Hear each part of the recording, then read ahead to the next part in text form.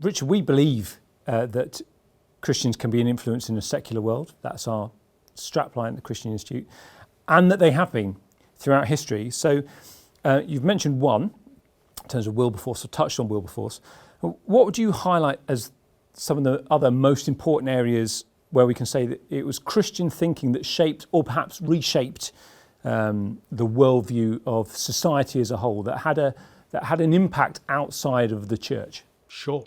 Actually, there's a whole list of things. We probably don't have time to go through them all, but let me just pick out a couple of examples. If you go back to the time of the Reformation, the 16th century, what you discover there was that the whole idea of an educated laity, an educated people of God, a taught people of God, became central to the whole Christian message.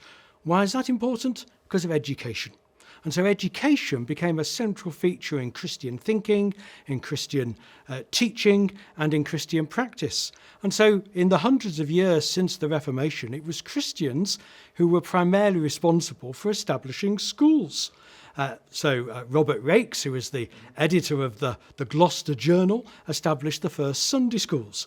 Hannah More in the Mendip Hill out in Somerset took that idea and applied it in her locality, and literally hundreds of thousands of people came into the Sunday school movement.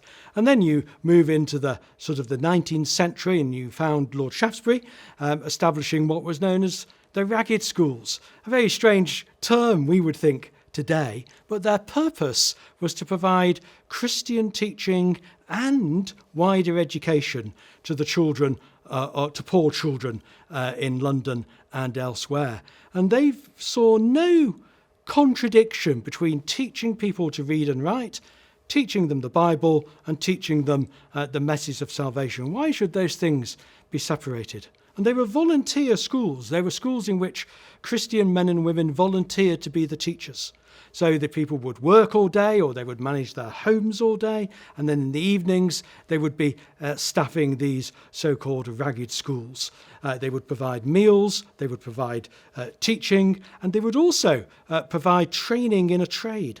So they would teach people to be shoemakers, they would teach children to be tailors, so that as they were enabled to live a full and flourishing life. Why did Christians do that?